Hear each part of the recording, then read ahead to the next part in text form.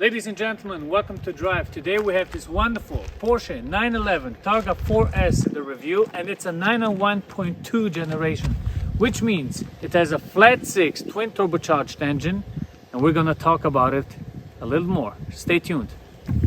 Let me explain how the name Targa came to life. Well, basically they had a house track where they tested 911s, and it was called Flori Targa. It was in Sicily. So the problem was, somebody in the board came to the conclusion that if they called it a 911 Flori Targa, people would say Flori to it. So they just said, you know what? Let's remove the name Flori, let's just call it Targa. And then the funny thing is, Targa means protective shield in Italian, but nobody knew this. So they came to the name out of basic ideas, and it was an absolute success. So today, the car is called Porsche 911 Targa. So let me talk about some technical specs of the 911 Targa 4S. Every 911 has the engine at the back of the car. This car particularly has a 3-liter flat 6 engine, which is twin turbocharged. It produces 420 horsepower and 500 newton meters of torque from 1,700 RPMs. So it should go from 0 to 100 in 3.8 seconds with the PDK. 4.2 with a manual gear shift. So it's fast, it's reliable, it doesn't consume much fuel, and it absolutely sounds great. Listen now.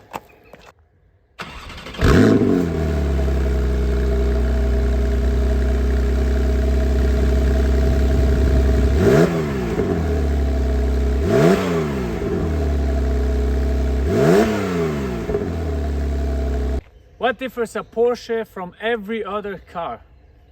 The wonderful masterpiece that is called the flat 6 engine. So let me show you what Porsche allows us to see in 2016 when this car came out. Watch this. Let's look at the engine. I'm so excited.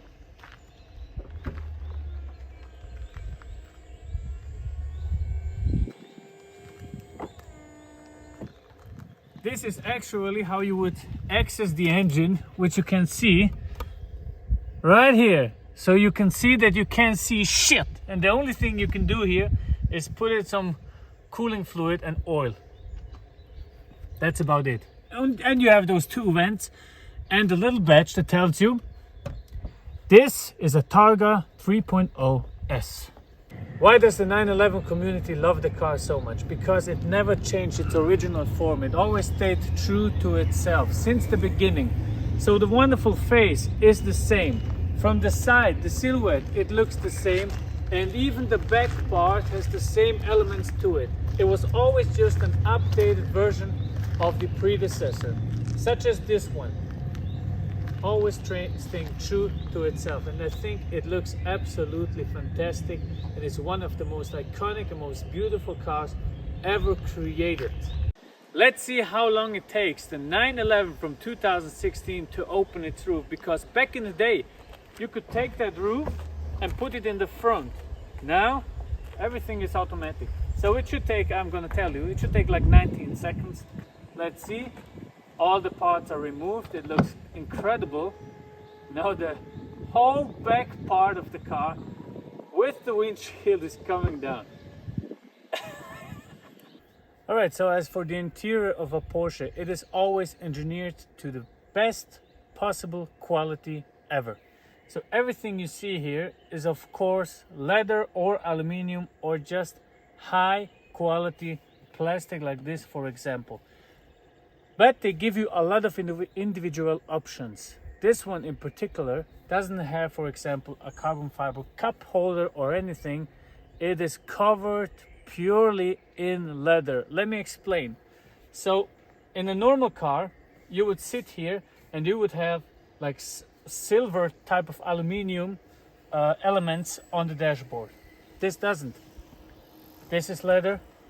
This is leather, would be aluminium. This is leather. This is leather. The side panels are leather. Here in the middle part of the car, left and right will be plastic, of course. No, it's not. It's leather. Seats are leather. Steering wheel is leather. Even the gear shifter here on the side is leather. So everything you could cover in leather is actually covered in leather. That makes this Targa specifically special. But let's talk about the general interior options. So here you can see we have a sport chrono package which gives us the normal, let's say the normal tacho, which is a mix between analog and digital, and the clock in the middle that you can use, for example, when you are on a racetrack, or to time your laps, or to time your 0 to 100.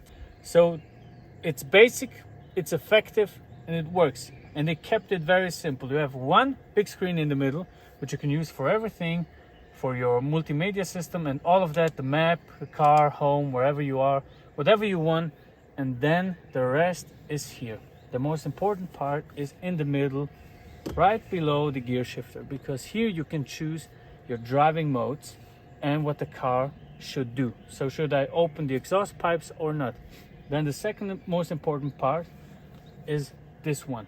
That little wheel at the steering wheel, which gives the car the option that you are choosing if you're driving in Sport, Sport Plus, Individual, and that's it. That is everything the car needs. It's driver oriented, and that's why it is a classic that is never going to die. All right, so now let me open the cup holders, because this you cannot see in the new model. This was the last model with the cup holders. And let me take it for a drive. We are sitting in the 911 Targa 4S, and I closed the roof because otherwise you won't hear me talk. And the car, of course, on the first meters behaves absolutely insane. It's the 3-liter flat 6 twin turbocharged, 420 horsepower, 500 newton meters of torque, PDK. And let me tell you something, this Targa roof makes it even a little bit more, it makes it a little louder in here. You can hear a little bit more of the exhaust coming from the back. So it's not that perfectly silenced. It's really a pure experience. I don't hear nothing from the speakers. You can hear nothing from the front. You just hear it in the back, which is very nice. Thanks to God, I only hear it from the back. Very nice. Technical specs, as I said, 420 horsepower, 3-liter engine, twin turbocharged, 500 newton meters of torque, electrical steering wheel, but it feels okay, I have to admit. All-wheel drive car, 4S, so it has 20% of the power sent to the front wheels and 80% at the back when it needs it, and otherwise it's just a rear-wheel driven car. So only when it needs it, it sends all the power to the 4 wheels. How does it drive? Well, it's not the first 911 I have ever driven. I'm very used to those cars, and as always, every time I sit in here, I feel very, very comfortable, and I feel especially comfortable in driving fast, because I know the Porsche experience is only about one thing. You sit in the car, you think about doing something, and you do it without any interruptions, and it's going to do it perfectly every single time. I trust the brakes, I trust the cooling, I trust the engine, I trust the chassis, I trust the suspension to never break down and always lead me to the thing I want to do. Driving a 911 is, imagine you have your car, and you know it is perfect. It is not going to break, never. You can just pound it every single time, every day. It's really difficult to explain the 911 experience to somebody that has never driven a 911. The car is so fast, it is so sporty, it is so incredibly comfortable also. It is so much joy. You can do whatever you want. It is to drive normal roads, drive on the racetrack, return back home. It's basically your best friend in a car. You can absolutely rip the shit out of it, and it's not gonna blink with an eye. It is just going to do the same thing, the same routine every single time, however, how much you want, and nothing will happen. You want to do a launch control, you might be scared about your BMW breaking the clutch, or your Aston Martin, or whatever car. You step on the brake, you put the throttle to the max, release the brake, do the launch control. You want to do it the second time? No problem. Do it 50 times in a row. They don't give a fuck, because it's engineered to perfection. That's the 911 experience. That's what nobody else will ever give you beside a Porsche. So, now that you understand what I'm trying to tell you about the 911, let's not talk, let's show you. So I'm in normal mode, no sport suspension, nothing. The only thing that I've done is I have opened the exhaust valves. So what I'm gonna do now is, since this is a sporty road, I'm going to change it to sport, and not even sport, I want it in sport plus. Let's see what we can do here.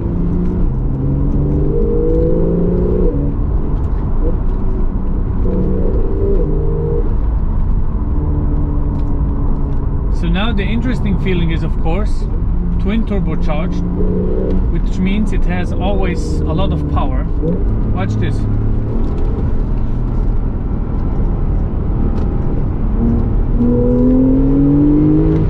Still not on the limit.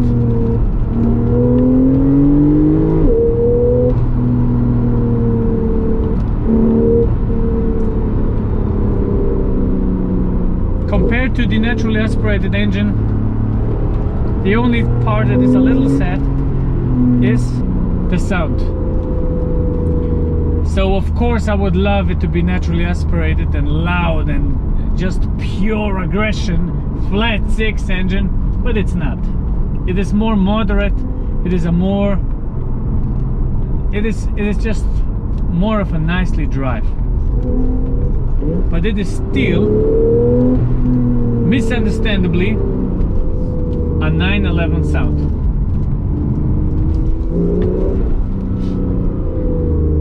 And the funny thing is, there's absolutely no lag between your throttle and between the throttle you push with your feet and the throttle of the engine.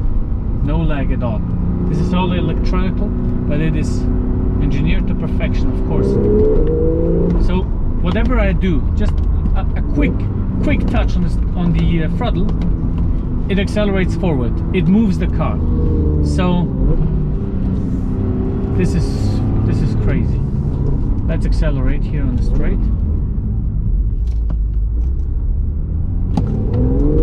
Power.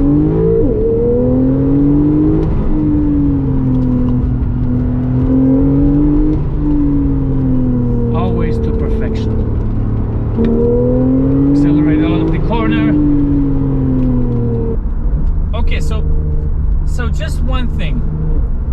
This is the actual first time I'm driving a Targa, and I know they say it is almost as stiff as a coupe, but I can really tell that this is not a coupe anymore. So I really feel that some parts move a little bit different when turning into a corner. It's like a little movement that is really going in some different direction than I wanted it. But I say to somebody that hasn't driven cars like that before, you probably wouldn't notice, but I noticed it a little bit, which doesn't make it any, I mean, it's not a bad thing. I just noticed. I'm just gonna give you the 100% true review of what I feel in this particular car, without any lies or anything. So here comes a corner. I'm braking now. Brakes 355 millimeters in the front, 340 in the back. Accelerate out. Shifts like crazy. Turn into a corner. No worries at all. A little understeer. other than that, I mean, what do you expect really? What are you expecting? It is a 911. Just drive it smoothly. Stay on the throttle when turning into a corner. Just a little bit, just touch it so it doesn't get unstable. Touch it a little and accelerate out. That is what this car is all about. It is giving you the best driver's experience you can ever have. Hairpin comes up, go on the brakes in the front, shift down a second time if you like. Go into that corner, accelerate out, second gear, third gear. Wow. Let it work. Accelerate out gently and full step again. Next corner. Hold the throttle, accelerate out.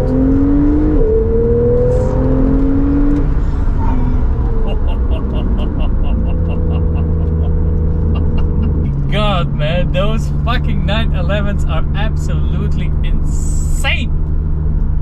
That was a little too fast. Oh, GT3 RS. That was a little too fast. I have to admit, that wasn't, I didn't plan it this way, but it just happened, okay? You know how it is. You just drive along and you noticeably want to drive slow, and then it just happens, and all of a sudden you're left, right, fast and furious, baby. So this got me going, man. Let's turn here.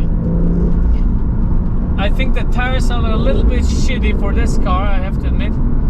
I wish it would have Michelin Pilot Sport Cup, but they're understeering just a little bit, just a little bit.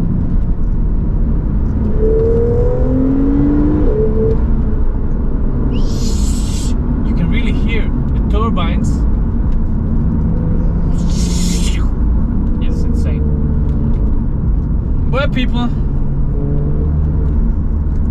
I think you got the message, okay? This is the best sports car ever built. Period. Alright? And I wish I could have opened the Targa roof, but the problem is you wouldn't hear me. So hopefully you enjoyed the video. Make sure to leave a like. Make sure to subscribe. Send it to your friends if you want. That would help us out a lot.